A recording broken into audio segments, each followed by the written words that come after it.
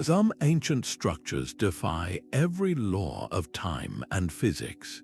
They are the impossible monuments built by ancient architects whose forgotten genius challenges everything we think we know about the past. By the end of this journey, your understanding of history and human ingenuity will be fundamentally reshaped.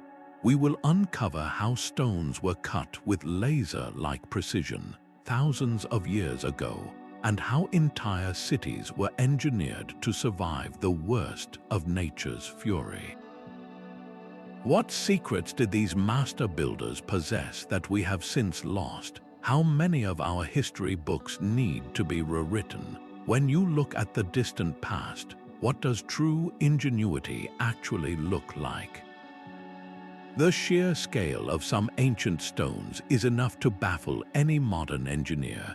We are not talking about large rocks, but colossal blocks weighing hundreds of tons, quarried from mountainsides and transported across miles of rugged terrain. How do you move a slab of granite heavier than a space shuttle solid rocket booster without modern machinery? This is not just a question of age, it is a puzzle of physics. The true impossibility emerges when you combine this immense scale with a second, even more perplexing factor: precision. At sites like Sacsayhuamán in Peru or the Giza Plateau in Egypt, these gigantic stones are not just stacked. They are locked together with joints so tight you cannot slide a piece of paper between them. This is a level of accuracy we associate with computer-guided machining today, not with Bronze Age tools. The third layer of the impossible is knowledge. These structures are often aligned with celestial bodies with an accuracy that implies a deep, sophisticated understanding of astronomy, mathematics, and the very properties of the materials they used. So the impossible structure is not defined by one mystery, but by a perfect storm of them: scale, precision, and knowledge, all converging in a time period where our history books tell us such feats were simply not achievable. This gap between what we believe was possible and the physical evidence standing before us forces a profound question. Have we misunderstood the trajectory of human ingenuity? Perhaps progress is not a straight, ever-ascending line, but a story with forgotten chapters, cycles of loss and rediscovery. What other definitions of ancient achievement are we missing because they do not fit our established narrative? This foundational question pulls us toward the very cradle of such mysteries, to a place where the stones themselves whisper of a lost science. Rising above the modern city of Cusco, the zigzagging walls of Sacsayhuamán form a stone puzzle of almost unbelievable complexity. Here, massive blocks of limestone, some heavier than 100 tons, are assembled without a single drop of mortar. The joints between these polygonal stones are so meticulously crafted that not even the thin blade of a razor can find a gap. This was the work of Incan architects in the 15th century, a people who had no knowledge of the wheel for such tasks, no iron chisels, and no modern machinery. Their method remains one of history's great enigmas. One leading theory suggests a process of incredible patience, where each stone was repeatedly lowered onto its neighbor, ground back and forth with abrasive sand and water until the two faces achieved a perfect, seamless lock. This was not simple stacking, it was a form of three-dimensional stone knitting, creating a wall that behaves as a single, unified entity. This brilliant design reveals its true genius during seismic events. When the Earth shakes, the complex polygonal joints allow the entire structure to shift and settle without collapsing, a flexible dance that rigid, modern walls cannot perform. It is a sobering fact that numerous powerful earthquakes have toppled the Spanish colonial buildings constructed on these ancient foundations, yet the Incan walls themselves have never fallen.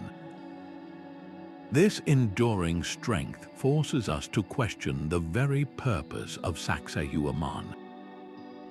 Was it solely a fortress, or was it something far more? A testament to a lost architectural science that understood stone not as a dead material, but as a living partner in construction. The silent perfection of these walls points south to another South American mystery where the stones themselves seem to defy the very tools used to shape them. High on the desolate Bolivian Altiplano, where the thin air challenges every breath, a single massive stone gateway stands against the sky. This is the Sun Gate of Tiwanaku, a monolithic portal carved from one 10-ton block of andesite. The Tiwanaku culture, a powerful pre-Incan civilization that thrived for 5 centuries until around 1000 AD, left this monument as a silent witness to their genius. Its surface is a masterpiece of intricate bas-relief, centered on a figure often interpreted as a solar deity, radiating authority. This central being is surrounded by 48 winged effigies, all appearing to run toward the central figure in a complex, repeating pattern that many researchers believe encodes a sophisticated calendar. The precision of this carving is what first captures the attention. Every line is sharp, every geometric form flawless, accomplished with what we assume were simple stone tools. This technical mastery is matched by an intellectual one, for the gate is aligned to capture the sun's rays on the equinoxes in a way that illuminates the central deity, a stunning fusion of architecture and astronomy. But the deeper mystery lies in the logistics. How was this 10-ton block quarried from a mountainside and transported over 50 miles to this site, an altitude of over 12,000 feet? The sheer physical effort required in an environment that saps human strength defies easy explanation. It speaks to a society with incredible organizational skills and a profound, driving purpose. This gate was clearly more than just an entrance. It was a cosmic clock and a spiritual compass. Why did this culture invest so much of its energy into observing the heavens and encoding that knowledge in stone? The answer seems etched into the very rock, a testament to a people who look to the stars to understand their place on Earth. This fascination with celestial alignment and monumental construction finds a powerful echo far to the north, in the desert sands of a kingdom defined by its eternal tombs.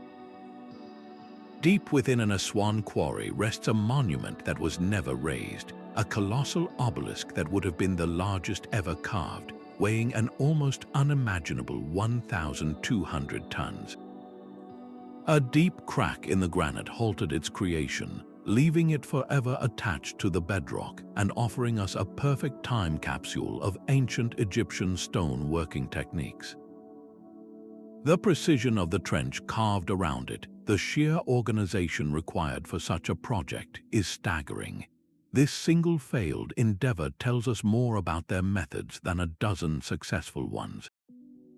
To move a finished obelisk, workers would load the monolithic stone onto a specially built barge during the Nile's annual flood, using the river's own power to float these impossibly heavy needles of stone to their final destinations.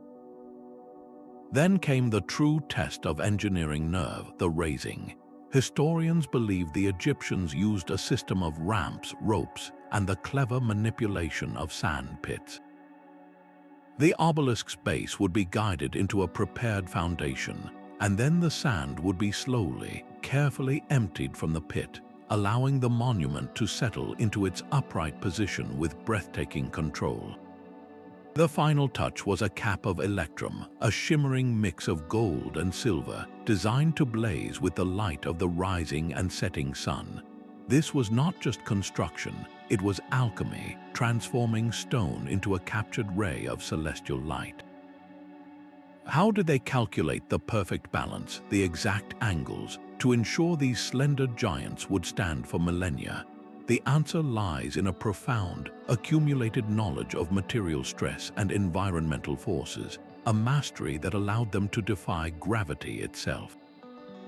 This ambition to carve and raise single pieces of stone on such a scale resonates in a very different part of the world, on a remote island where another civilization performed its own kind of stone magic.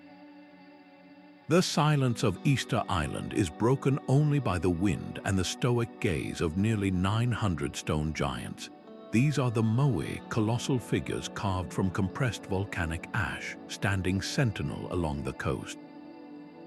Some tower over 30 feet tall and weigh as much as 80 tons. Their elongated features and broad backs turn to the sea as if guarding the island's interior. The sheer number of them creates a haunting, almost impossible landscape. All of them originated in a single quarry, the volcanic crater of Ronoroku, where master carvers selected the rock itself as their canvas. The question that has echoed for generations is not just why they were made, but how they traveled miles across rugged terrain to their final platforms. With no large trees for rollers and no draft animals to pull them, the method of transport is one of archaeology's most captivating puzzles.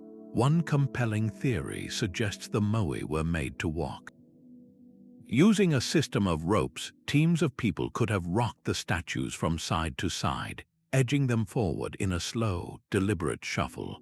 Another idea involves a system of log sledges or rollers, a monumental effort requiring the coordination of hundreds of individuals and an intuitive grasp of physics and friction. This was not a haphazard operation, but a deeply sophisticated logistical achievement.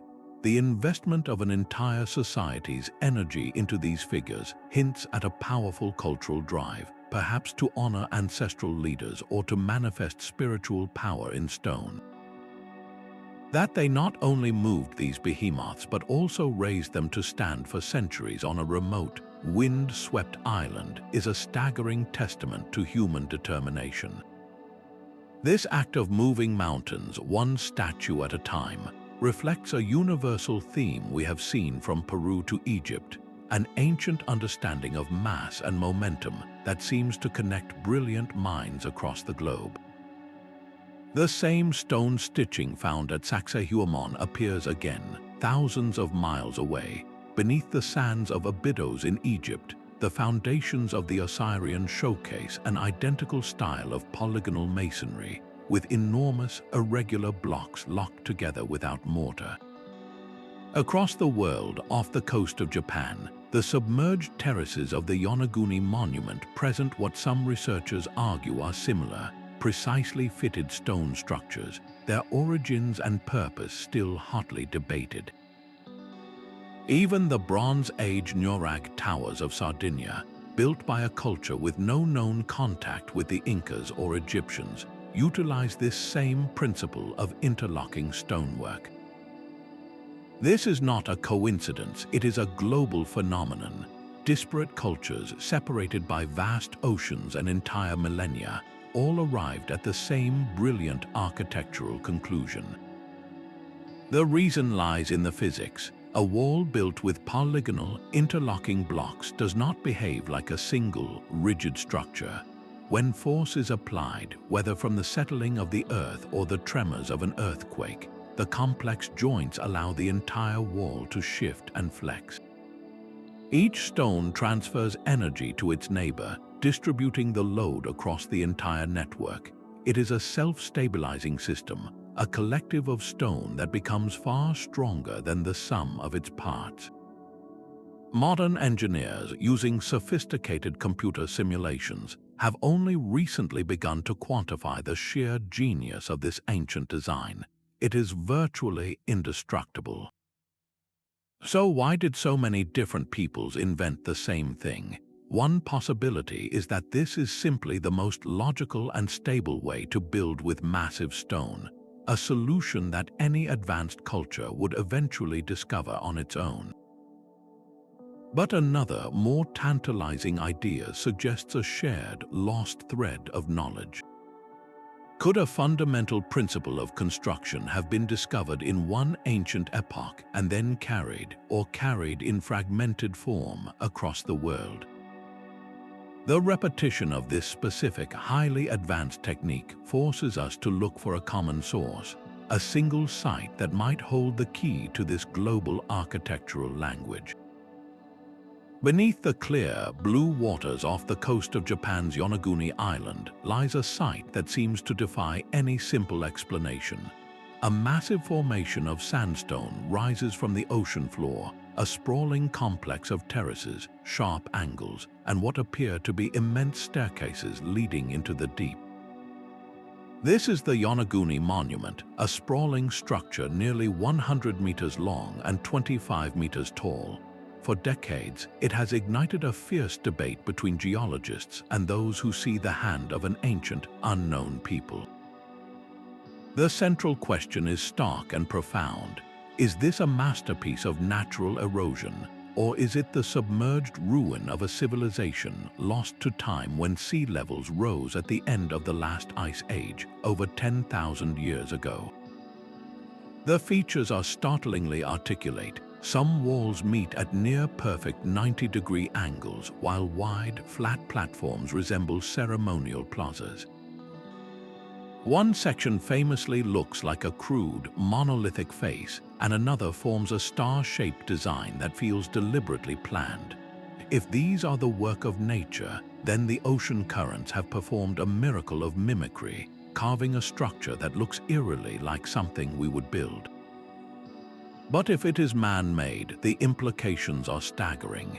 It would mean a society with advanced stone-working skills and architectural vision existed thousands of years before the pyramids of Giza were even a concept. The precision required to shape such a vast formation underwater or before it was submerged points to a level of engineering we do not attribute to that epoch. This is not a simple stone circle, it is a terraced, multi-level complex that would have required immense planning and effort. What civilization could have achieved this, and what cataclysm caused their work to vanish beneath the waves? The monument stands as a silent, aquatic sentinel, guarding a mystery that challenges the very timeline of human achievement. It forces us to look at our maps and acknowledge the vast, unexplored territories that lie not on land, but under the sea, where other ancient wonders may still be waiting in the abyss. This idea of a lost global culture, suggested by Yonaguni and other sites, compels us to look for a common thread, a single source of knowledge that could explain how such similar architectural genius appeared across the ancient world. Deep beneath the rolling hills of Cappadocia, an entire world hides from the sun. This is Derinkuyu, an underground city carved not from stone, but from soft volcanic rock known as tuff, a labyrinth so vast it could shelter up to 20,000 individuals. It was not merely a hiding place, but a fully functional city descending 18 levels into the earth, complete with living quarters, stables for livestock, storage for food, and even dedicated spaces for worship. The architects of this subterranean marvel planned with a foresight that rivals modern engineering. They carved deep ventilation shafts that reached down to the lowest levels, ensuring a constant supply of fresh air for the massive population below. They dug their own wells, providing a secure water source isolated from the world above. The entire complex could be sealed off from the inside using massive, circular rolling stone doors, each weighing several hundred pounds and designed to block the narrow passageways from invaders. Every aspect of life was considered, from sophisticated waste disposal channels to the strategic placement of kitchens whose soot would be drawn up through the ventilation shafts. This was a self-sufficient habitat designed to endure a prolonged siege, a testament to a society that had mastered the art of survival in the most profound darkness. What urgent need drove an entire community to retreat so far from the light? The prevailing theory points to periods of intense conflict, where safety could only be found by literally vanishing beneath the earth. Yet the scale of Derinkuyu and the dozens of other underground cities connected to it by tunnels suggests something more than a temporary refuge. It speaks to a culture that engineered not just for defense, but for a complete, organized way of life underground. How did they manage the social and psychological complexities of such an existence, maintaining order and community in a world without a horizon? The answers are etched into the rock itself, a silent narrative of human resilience. From this deep, hidden world of communal safety, our journey now takes a dramatic turn toward a structure built for a single, powerful individual, a tomb designed not to hide from the world, but to dominate it for eternity. Perched atop the sacred rock of the Acropolis, the Parthenon has faced the fury of earthquakes for 2,500 years. This is not mere luck. It is the result of deliberate, brilliant engineering designed to outwit the very earth it stands upon. The architects Ictinos and Callicrates did not just build a temple, they engineered a dynamic system. Look closely at the columns, they appear perfectly straight, but this is a masterful illusion. Each column has a subtle bulge in its center, a swelling known as intosses, which counters the eye's tendency to see straight lines as concave under a heavy load. Furthermore, these columns are not even set perfectly vertical, they all tilt slightly inward.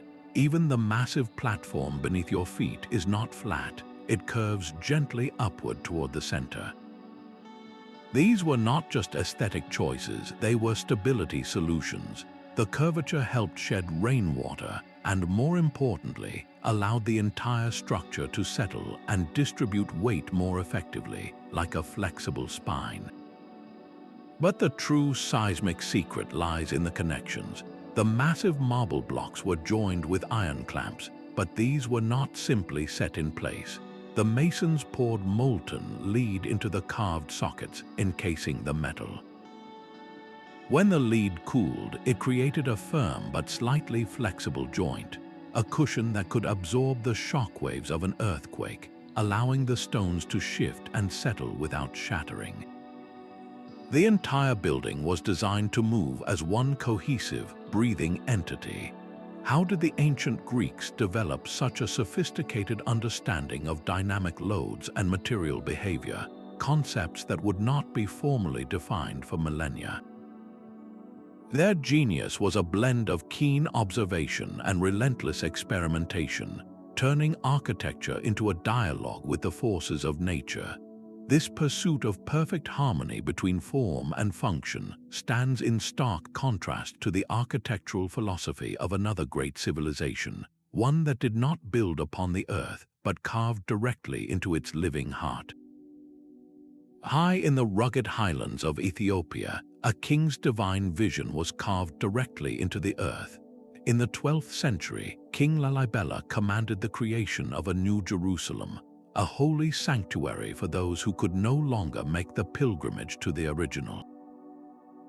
His architects did not build upward with stone blocks, they performed a miracle of subtraction, carving 11 monolithic churches vertically downward from the living rock. Each one began as a single, massive block of solid volcanic tuff. The process was one of breathtaking audacity. The master builders first outlined the entire form of the church on the flat rock surface. Then, crews of laborers began the painstaking work of cutting a deep, wide trench around this outline, isolating the block from the surrounding plateau. Only then, with the church now a freestanding mass of rock, could the true sculpting begin, hollowing out the interior to create doors, windows, columns, and vaulted ceilings from the inside out. The most iconic of these structures is Bet Georgis, the Church of St. George. It is a perfect Greek cross, excavated over 40 feet down into the ground, its roof forming a cross at your feet as you look down from the cliff edge above. This subtractive architecture demanded absolute foresight. Unlike building up where you can correct errors as you go, carving from a single block offered no second chances.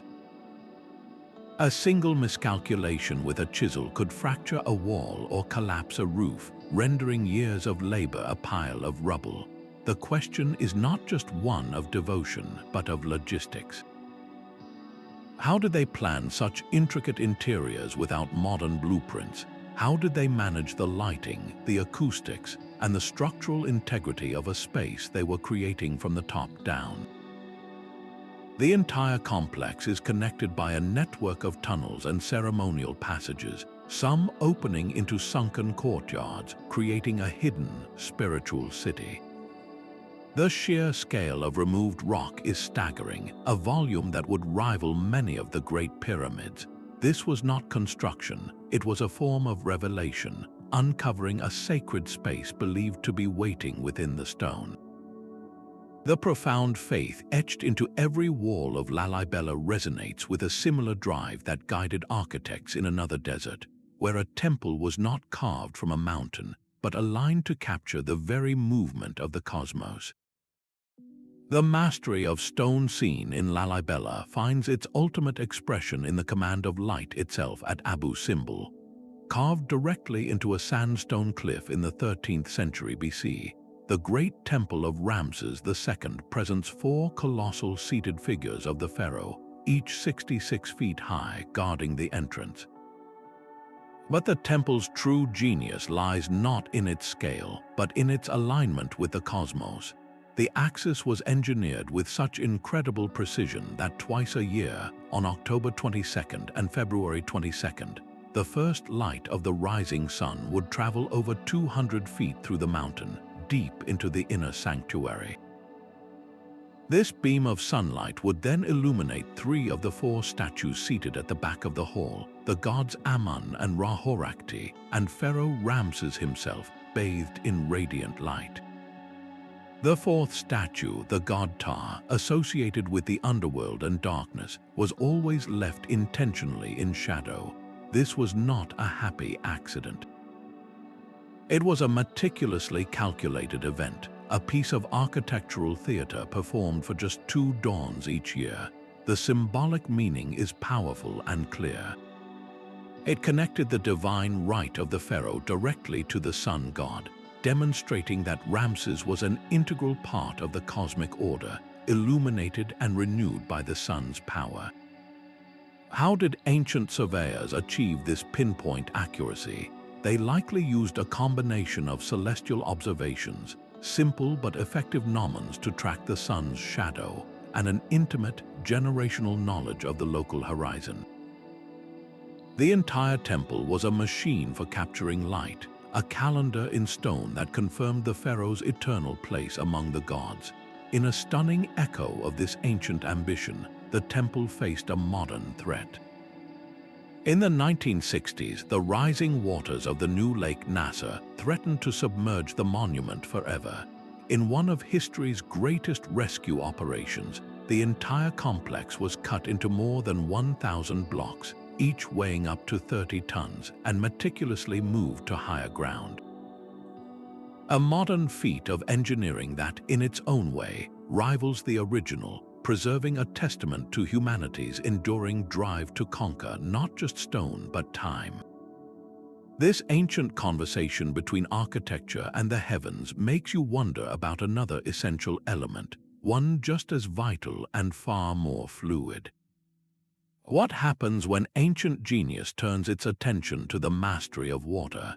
The desert city of Petra reveals a different kind of ancient genius, one that did not conquer stone with sheer force, but mastered the most precious resource of all. In the heart of a barren, arid landscape, the Nabatean architects performed a miracle of water. This was not a city built despite the desert, but because of it, engineered to thrive where no other civilization could.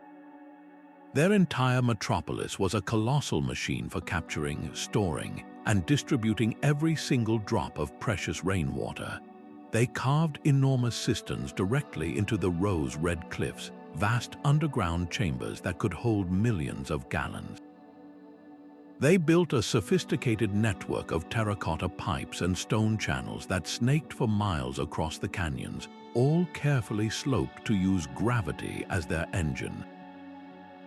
This system was so advanced, it included dams to divert destructive flash floods and intricate filtration systems to keep the water supply clean. The result was a city that could support a population of 30,000 people, complete with lush ornamental gardens and refreshing public pools shimmering under the relentless desert sun.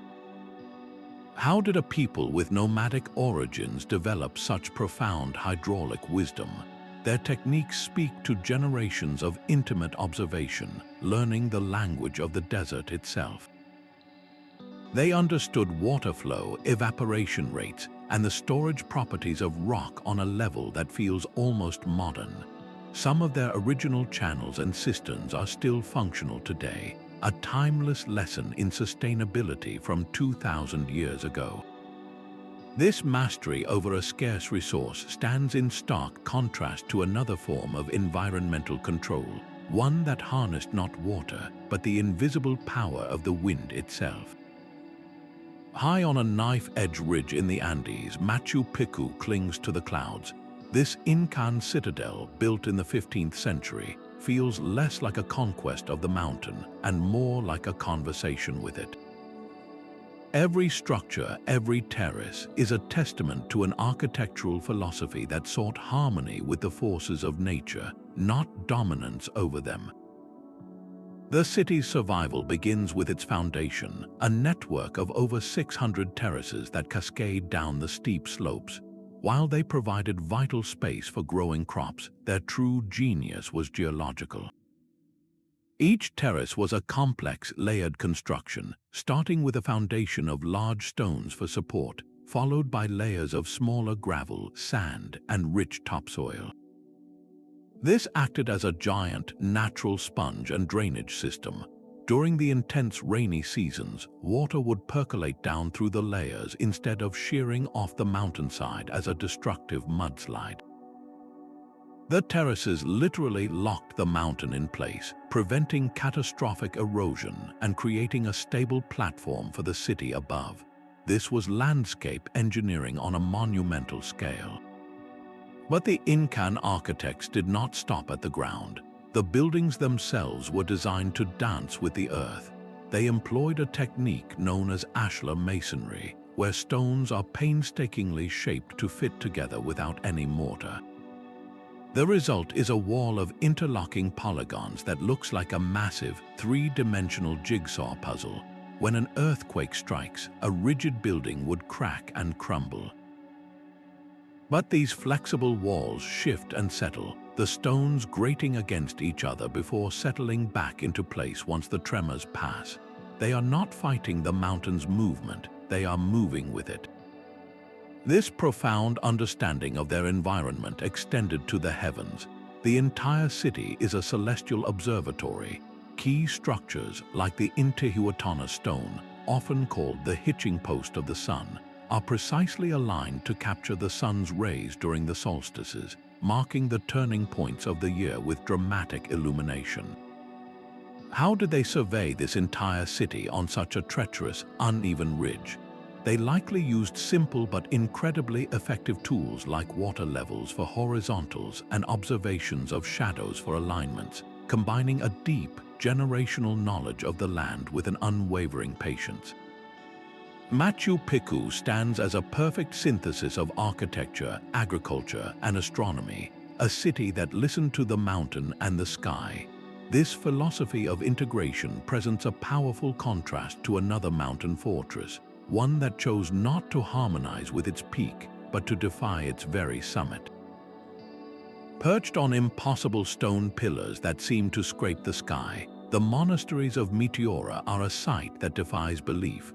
These sanctuaries, built from the 14th century onward, crown colossal rock formations that rise like natural skyscrapers from the plains of Thessaly. The first challenge was simply reaching the summits, a terrifying ascent achieved with nothing more than long, removable ladders and nets hauled up by ropes and a winch system. Reaching the top, however, was only the beginning of the ordeal. The true test of faith and ingenuity was the construction itself. Every single building material, from the largest stone block to the timber beam, had to be painstakingly lifted hundreds of feet in those same precarious nets or slowly, manually carried up those swaying ladders. How did they manage to build not just simple huts, but entire multi-storied complexes with churches, libraries, and living quarters on such tiny, exposed peaks? The answer lies in a profound collaboration between unwavering devotion and clever, practical engineering. The monks used the natural contours of the rock itself as foundational walls, integrating their masonry seamlessly with the stone.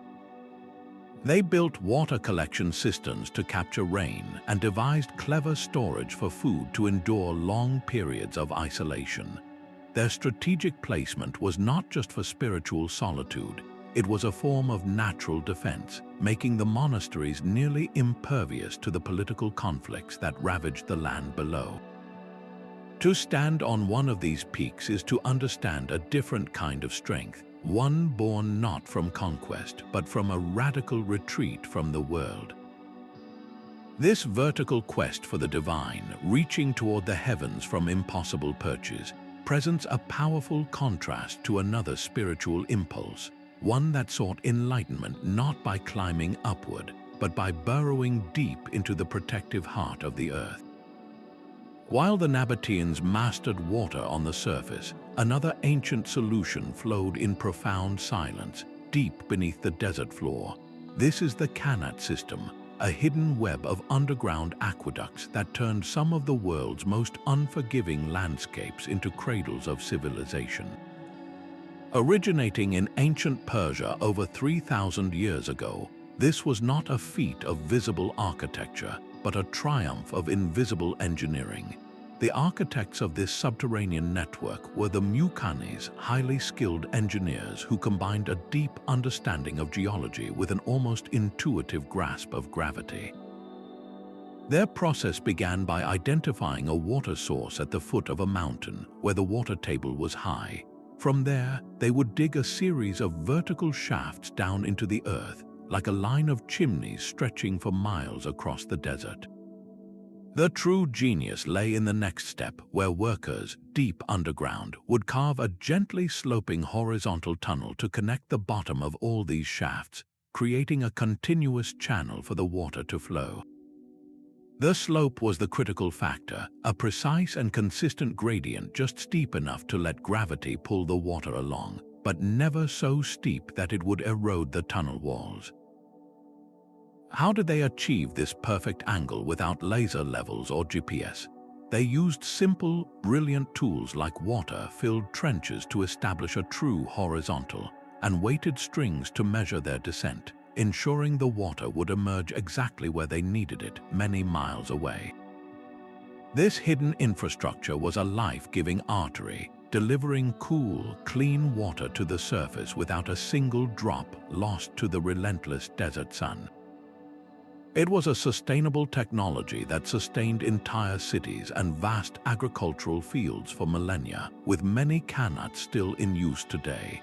This mastery of the hidden world challenges our very definition of ancient achievement. The most enduring genius was not always carved in towering stone, but sometimes flowed quietly in the dark, a testament to civilizations that learned to listen to the whispers of the earth itself. The circular tower of El Caracol at Chichen Itza is a stone instrument aimed directly at the heavens. This is not merely a building, but a sophisticated machine crafted to track the complex dance of celestial bodies, particularly the planet Venus. The Maya architects engineered narrow, precisely placed slits in the observatory's walls, creating sight lines that captured the planet at its most extreme positions on the horizon. They followed a 584-day cycle with such accuracy that their predictions of Venus's appearances as the morning and evening star were reliable for centuries. This was far more than scientific curiosity. It was central to their entire worldview. The movements of Venus were woven into their sacred calendar, dictating the timing of warfare, ceremonies, and the rule of kings. How did they develop such an intimate knowledge of orbital patterns without telescopes or modern mathematics? Their method was one of relentless generational observation, recording the sky's movements on codices and correlating them with earthly events, turning astronomy into a living, predictive science. The structure itself, perched on its broad platform, has withstood the lashing rains of countless hurricanes, a testament to a foundation as solid as the knowledge it was built to house. This profound connection between cosmic order and human destiny, encoded in stone, compels us to look across the ocean to a different kind of ancient scale, where the mystery lies not in celestial alignment, but in the sheer, incomprehensible mass of the stones themselves.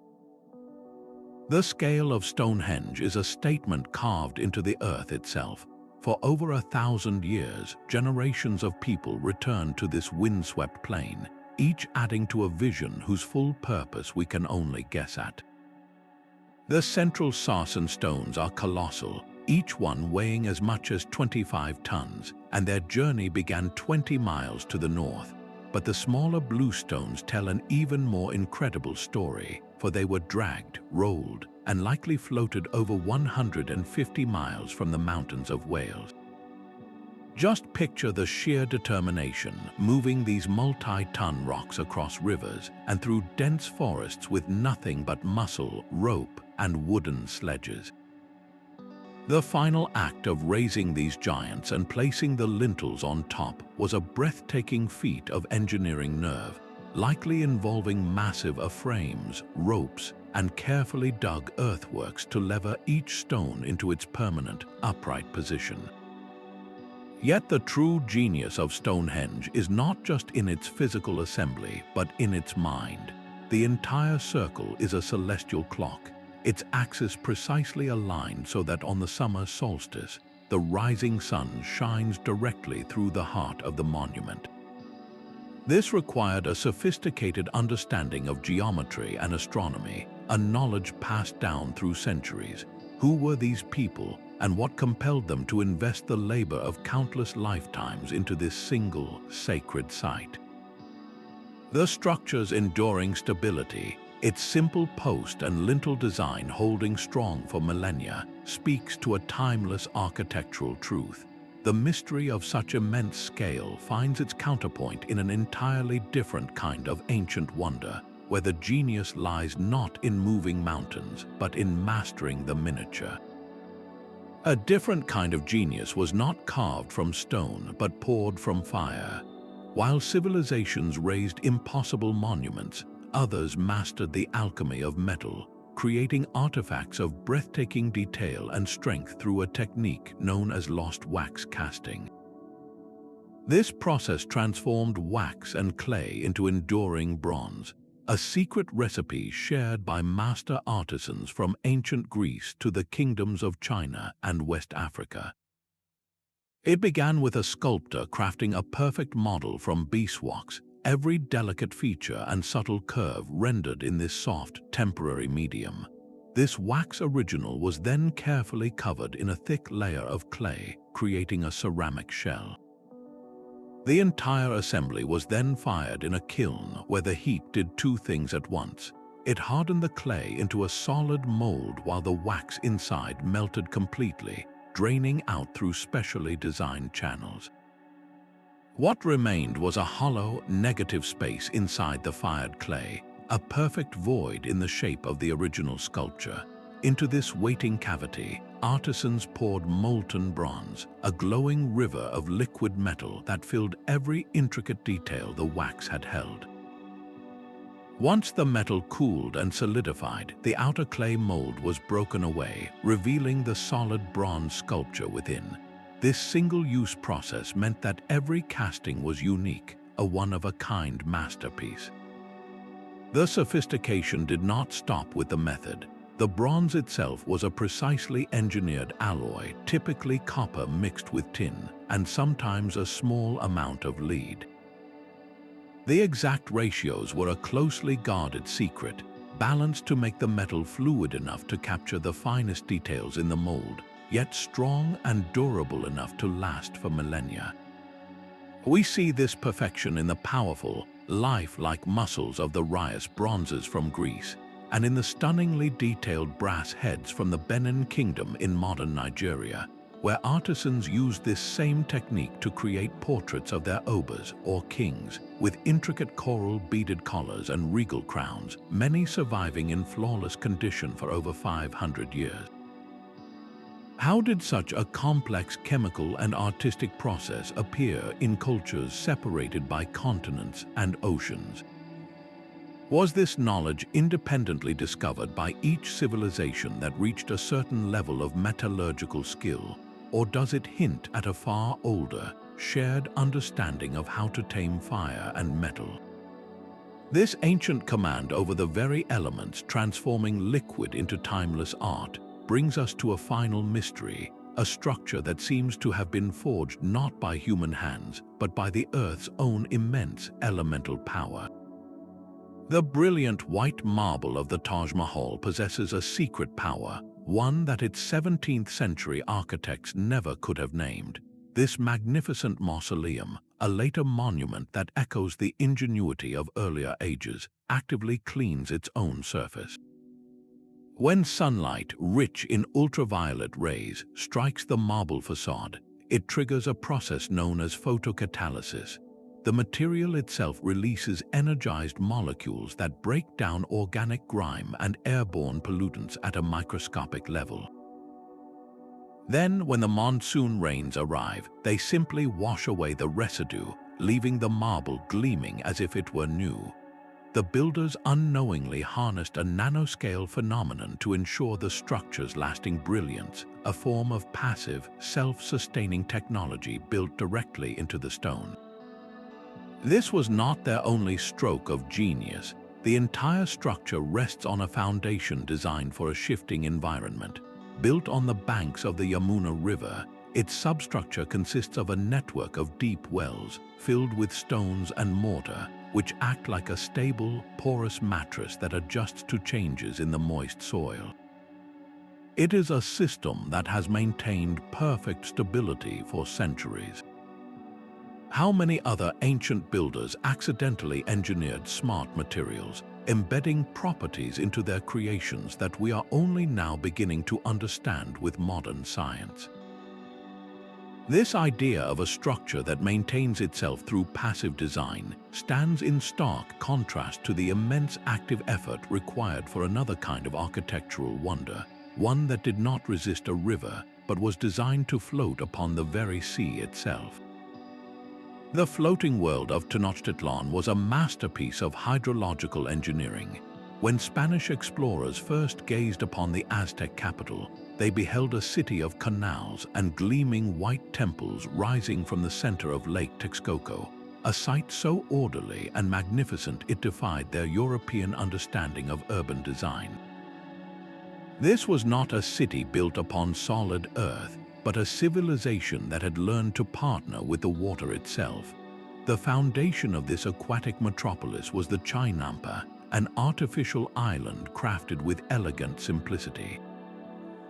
Builders would weave huge rectangular frames from the reeds that grew abundantly in the lake, securing them with wooden stakes driven into the shallow lake bed. These enclosures were then filled with layers of rich mud scooped from the bottom and composted vegetation, creating a new, highly fertile plot of land that literally floated upon the water's surface. The true genius, however, lay in the anchors. Willow trees were planted along the edges of each Chainampa, and as their roots grew, they spread deep and wide into the lake bed, forming a living, interlocking web that bound the artificial islands together into a stable, unified whole. This network of floating gardens did more than just grow food.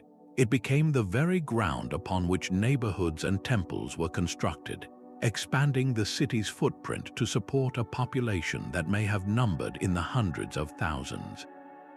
How did they manage the immense challenges of hydrology and structural integrity on such a grand, unstable scale? The entire city was a carefully balanced aquatic machine, with canals serving as transportation routes, water sources, and part of a complex system that regulated water levels and prevented stagnation. This achievement in creating stable land from an unstable environment finds a powerful, if opposite, parallel in a city that achieved its own impossible stability not on water, but in the heart of a parched and dusty plain. The Great Mosque of Djenné rises from the earth as if it were a living part of the landscape itself. In the heart of Moai, this is not a monument of stone, but a masterpiece of mud, a testament to the power of community and a profound understanding of place. Its entire being is formed from the very land it stands upon, sun-baked mud bricks bound with a mortar of mud and rice husks. This is architecture in its most organic form. The building's design is a perfect conversation with the harsh African sun. Its thick walls act as a natural insulator, keeping the vast interior spaces remarkably cool, while rows of large ventilation holes allow the hot air to rise and escape, creating a constant, comfortable draft. But the most striking features are the hundreds of wooden beams, called toron, that protrude from the facade. These are not merely decorative, they are the building's permanent repair system, a built-in scaffolding that allows the community to continually renew its sacred space. This leads to the mosque's most extraordinary quality. It is a living, breathing structure. Each year, the entire city of Djenné comes together for the crepusage, a vibrant festival of renewal. People of all ages gather to mix the fresh plaster and apply it by hand to the entire surface of the mosque, singing and celebrating as they work. This annual act of care is what gives the building its resilience. It is not designed to stand frozen in time against the elements, but to be constantly reborn through human hands. How does this challenge our idea of a permanent monument? In Djenné, permanence is not found in resisting change, but in the enduring rhythm of communal tradition. The structure's strength lies not in the inert material, but in the living spirit that maintains it. This powerful image of a community united in preserving its spiritual heart leads us to consider a very different kind of ancient structure, one built not for a vibrant, living community, but to house the eternal rest of a single, powerful king. Deep in the rocky hillsides of Masonry, a different kind of strength was being engineered, one that found its power not in flexibility, but in perfect, unyielding compression. The so-called Treasury of Atreus, a monumental beehive tomb constructed around 1250 BCE, represents the pinnacle of Mycenaean architectural daring. To enter is to step into a profound silence under a dome that soars 44 feet high, all built without a single arch or keystone. The Mycenaeans achieved this with a technique known as corbelling. Each course of stone blocks was laid not vertically, but slightly inward, cantilevering over the one below. Layer by layer, these concentric rings of stone created a beehive shape, a false dome where the weight of every block was transferred downward through the thick walls, finally sealed at the apex by a single, massive capstone. This was a structure designed to withstand not by bending, but by embracing the immense pressure from the earth mound heaped above it. The entire chamber became a single, cohesive unit of incredible stability. The ambition is staggering when you consider the doorway. The lintel block spanning the entrance is a single monolith of limestone weighing over 120 tons. How did they lift this incredible weight into place? And with what technology did they carve and fit the interior stones with such seamless precision that the walls feel almost machined? The symbolic meaning is as powerful as the engineering. For the Mycenaean warrior kings, this was not just a tomb, it was a passage to the afterlife, an eternal house of stone meant to reflect their undying power and connection to the earth itself. The corbelled vault, with its inward pressing force, represents a fundamental principle of stability through compression. This architectural philosophy stands in perfect opposition to the soaring ambition of a later age, where builders would seek light and height by mastering the opposite force, the outward thrust of the true arch. A stone skeleton leaps from the walls of a cathedral, arching through the air to meet the ground.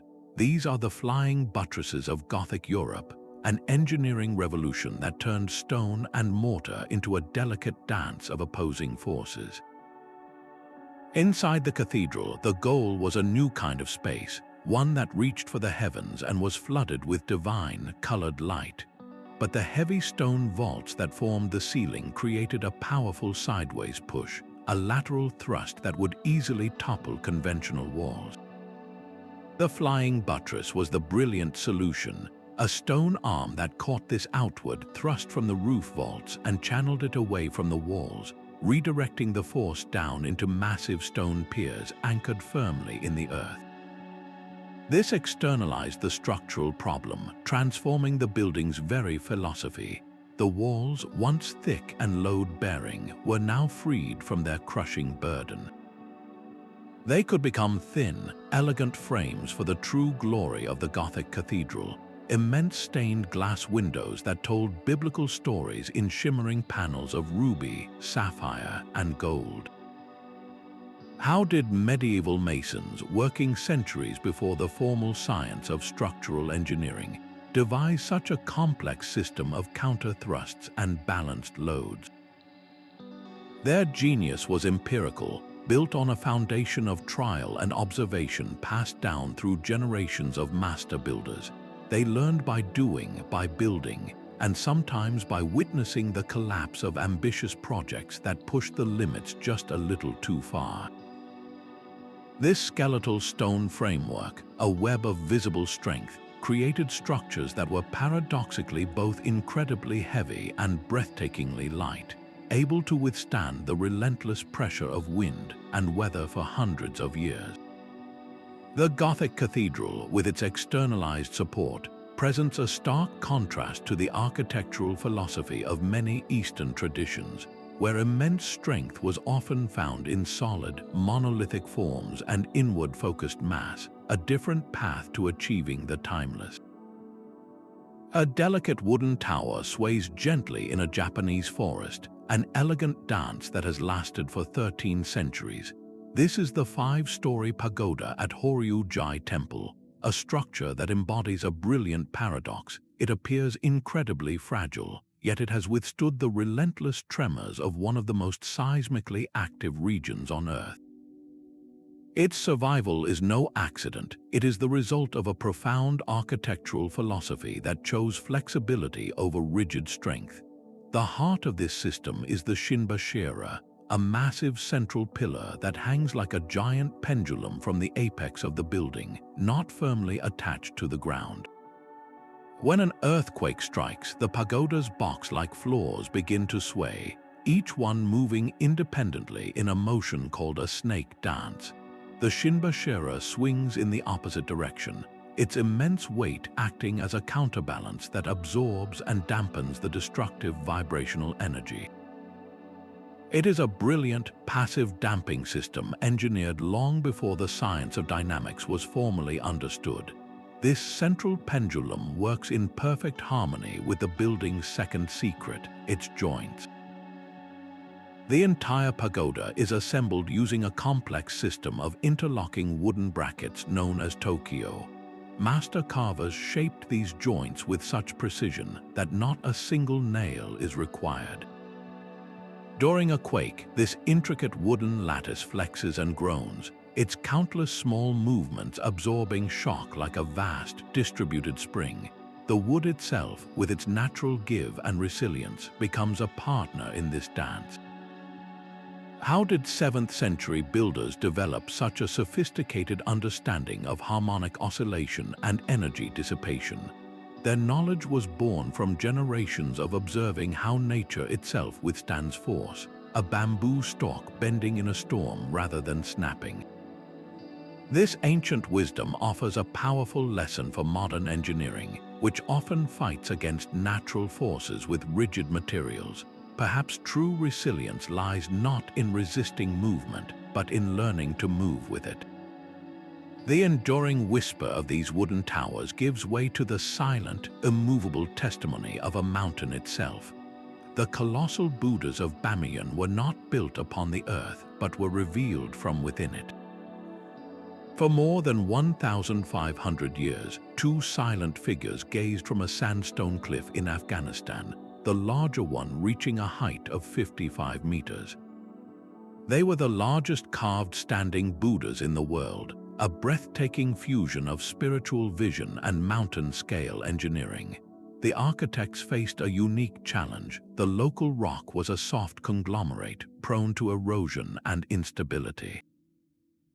Their solution was a masterclass in working with the material, not against it. They carved deep grooves directly into the cliff face, creating a textured surface that would grip a special stucco plaster made from mud and straw. This coating not only provided a smooth surface for the vibrant paint that once adorned the figures, but it also acted as a protective skin, shielding the softer rock beneath from wind and rain. But the true structural secrets lay hidden from view. Behind the immense, flowing stone robes, the builders carved out a network of rooms and passages. Some of these chambers, located behind the statues' heads, may have served as spaces for meditation, connecting the physical form to spiritual practice. Yet they also served a vital engineering purpose, acting as a complex system to redistribute the immense weight of the sculpture and stabilize the entire formation against the cliff. This ingenious integration with the living mountain allowed them to withstand the tremors of an active seismic zone for a millennium and a half. What does it mean to create a monument of such scale, where sculpture and architecture become one? It speaks to a civilization that saw the landscape itself as a canvas for the divine, an act of carving that was both a physical and a spiritual revelation. The tragic loss of these figures in our modern era is a profound reminder of the fragility of our shared human heritage, making the enduring survival of other ancient wonders across the globe feel all the more precious and worthy of our understanding. The whitewashed stone cones of Alberobello look like a village from a forgotten fairy tale. These are the Trulli, dwellings built with a method so simple and so ancient it feels almost elemental. Their secret is a perfect marriage of material and form, a dristone technique that uses not a single drop of mortar. The builders worked with the land itself, gathering the plentiful, flat slabs of local limestone known as Tjenné. Each stone was chosen by hand, its shape and thickness assessed before being placed in a rising, circular course. Layer by layer, the walls curve inward, the stones cantilevering slightly over the ones below to form a corbelled dome. This is not a rigid shell, but a flexible, breathing structure where the weight of every stone is perfectly balanced against its neighbor, creating a self-locking system of incredible stability. The thick stone itself acts as a natural insulator, trapping cool air in the fierce Italian summer and holding warmth during the winter, a passive climate control engineered centuries before the term existed. How could a roof made only of stacked stones keep out the rain?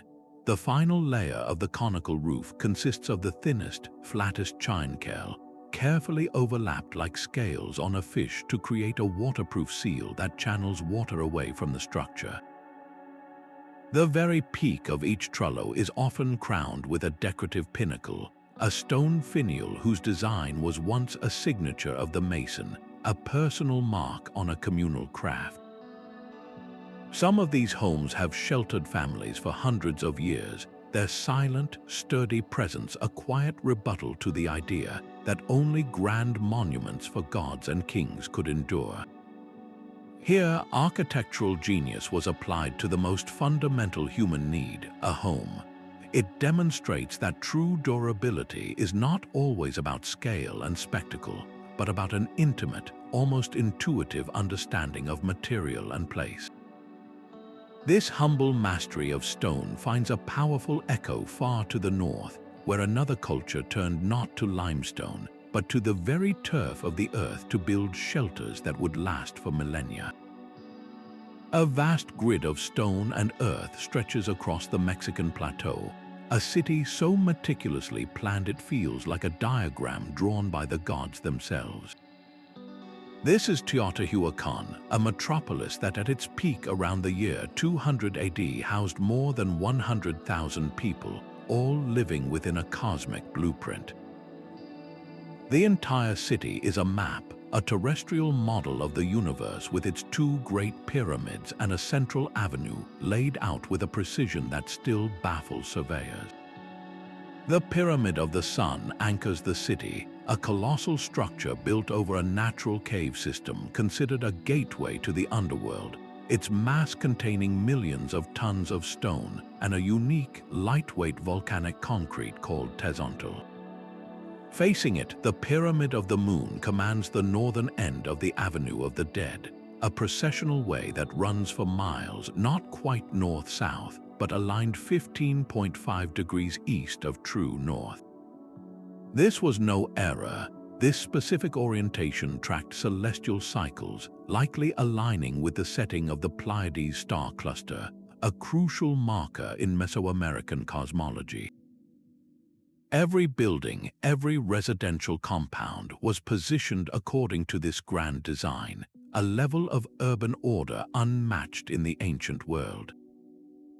How did the architects of Teotihuacan, whose very name means the place where the gods were created, manage such a feat?